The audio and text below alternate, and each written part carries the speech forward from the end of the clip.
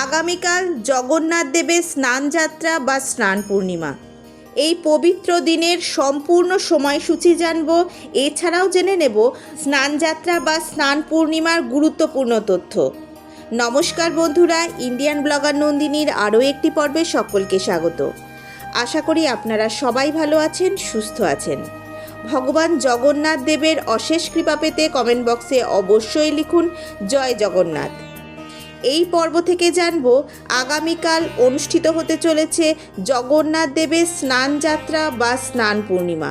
জানব স্নানযাত্রা বা স্নান পূর্ণিমার সম্পূর্ণ সময়সূচি পঞ্জিকা অনুসারে, অর্থাৎ পূর্ণিমা তিথি কখন শুরু কখন শেষ, পূর্ণিমা নিশি ব্রত উপবাস কবে পালিত হবে, এই দিন শ্রী শ্রী সত্যনারায়ণ পূজার সবথেকে শুভ সময় কখন থাকতে চলেছে, জগন্নাথ দেবের স্নানযাত্রার সবথেকে শুভ সময় কখন থাকতে চলেছে। এছাড়াও জেনে নেব এই দিন গঙ্গা স্নান এবং দানের সবথেকে শুভ সময়, এই দিন অমৃতযোগ এবং মাহেন্দ্রযোগের সময়ক্ষণ। সাথে জেনে নেব জগন্নাথ দেবকে কিভাবে স্নান করাবেন। বাড়িতে স্নানযাত্রার উপকরণ, নিয়ম এবং পদ্ধতি মন্ত্র জানব। এছাড়াও জেনে নেব এই স্নানযাত্রা বা স্নান পূর্ণিমার দিন কি করবেন, কি খাবেন এবং কি নিষেধ রয়েছে শাস্ত্র অনুসারে। এই সব কিছুই জেনে নেব আজকের এই পর্বে। মূল পর্বে যাব তার আগে ইন্ডিয়ান ব্লগার নন্দিনী চ্যানেলটিকে সাবস্ক্রাইব করে পাশে থাকা বেল আইকনটি প্রেস করার অনুরোধ রইল, যাতে সকল ভিডিওর নোটিফিকেশান আপনারা খুব সহজেই পেয়ে যান। বিভিন্ন পূজা পাঠের পঞ্জিকা অনুসারে আপডেট পেতে অবশ্যই এই চ্যানেলটি সাবস্ক্রাইব করে নেবেন। চলুন শুরু করা যাক আজকের পর্ব। স্নানযাত্রার দিন জগন্নাথ, বলরাম এবং সুভদ্রাকে 108টি কলসীযুক্ত পবিত্র জল দিয়ে স্নান করাতে হয়।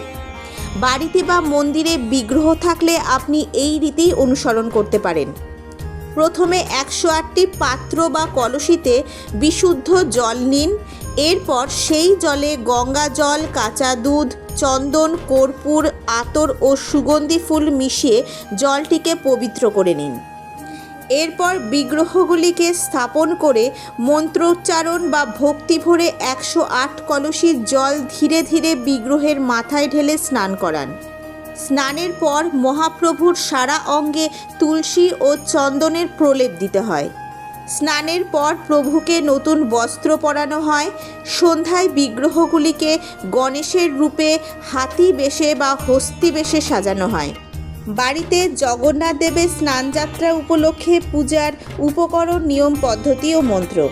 প্রয়োজনীয় পূজার উপকরণ: জগন্নাথ, বলরাম ও সুভদ্রার বিগ্রহ বা ছবি, স্নান পাত্র বা একটি পরিষ্কার থালা বিগ্রহ স্নান করানোর জন্য, গঙ্গা জল মিশ্রিত পরিষ্কার জল, সম্ভব হলে সুগন্ধি ও ফুল চন্দন দেওয়া, পূজারীর থালা, প্রদীপ, ধূপকাঠি, চন্দন, সিন্দুর, তুলসী পাতা ও ফুল, নৈবেদ্য, ফল, মিষ্টি যেমন খাজা বা নাড়ু। পূজার নিয়ম ও পদ্ধতি: সকালে স্নান সেরে পরিষ্কার বস্ত্র পরিধান করুন। পূজার স্থান বা বেদি গঙ্গাজল ছিটিয়ে পবিত্র করুন। জগন্নাথ দেবের মূর্তি বা ছবিতে ফুল নিবেদন করে তাকে পূজার জন্য আবাহন করুন। স্নানের পূর্বে একটি ছোট পাত্র বা শঙ্খে জল নিন। এবার মন্ত্র উচ্চারণ করে ভগবান জগন্নাথের মাথা ও দেহে 3 বার জল স্পর্শ করান। মন্ত্র বলুন: ওং নমঃ ব্রাহ্মণ দেবায় গো ব্রাহ্মণ হিতায় চ জগদ্ধিতায় কৃষ্ণায় গোবিন্দায় নমঃ নমঃ। স্নান শেষে বিগ্রহ বা ছবি সুতি কাপড় দিয়ে আলতো করে মুছে দিন। এরপর নতুন বস্ত্র ও চন্দন পরাবেন। প্রদীপ ও ধূপ জ্বেলে ভগবানের আরতি করুন। এরপর পছন্দের ফল ও মিষ্টি নৈবেদ্য হিসেবে নিবেদন করুন। স্নানযাত্রা বা স্নান পূর্ণিমার দিন জগন্নাথ দেবের প্রিয় ফুল, ফল এবং ভোগগুলি আপনি অর্পণ করতে পারেন। প্রিয় ফুলের মধ্যে পদ্ম ও নীলকমল, তুলসী, জুঁই, মালতী, গন্ধরাজ এবং টগর ফুল অত্যন্ত প্রিয় জগন্নাথ দেবের। প্রিয় ফলের মধ্যে আম, কাঁঠাল, জাম, কলা, পেঁপে, নারকেল জগন্নাথ দেবের অত্যন্ত প্রিয়, এগুলি অর্পণ করতে পারেন। এবং প্রিয় ভোগের মধ্যে কণিকা ভোগ, দই, ছানা, খই, মুড়ি অর্পণ করতে পারেন।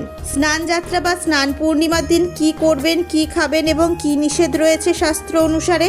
স্নানযাত্রার দিন ভোরবেলা ঘুম থেকে উঠে গঙ্গা জল বা বাড়িতে গঙ্গা জল মিশিয়ে স্নান করে নতুন বস্ত্র পরুন। শ্রী জগন্নাথ, বলরাম এবং সুভদ্রা দেবীকে কাঁচা দুধ ও চন্দন মিশ্রিত জলে স্নান করান। তবে জগন্নাথ দেবের অনশর বা অসুস্থতা শুরু হওয়ার পর থেকে কিছু নিয়ম মানা উচিত। স্নানযাত্রার দিন দরিদ্রদের অন্ন বা বস্ত্র দান করা অত্যন্ত শুভ বলে মনে করা হয়। নিজের সাধ্য অনুসারে এই দিন গরিব দুঃখীদের অন্ন বস্ত্র দান করার চেষ্টা করুন। কি খাবেন? স্নানযাত্রার দিন ভগবানের উদ্দেশ্যে মিষ্টান্ন, ফল, পায়েস, লুচি, খিচুড়ি ভোগ নিবেদন করতে পারেন এবং তা প্রসাদ হিসেবে গ্রহণ করুন।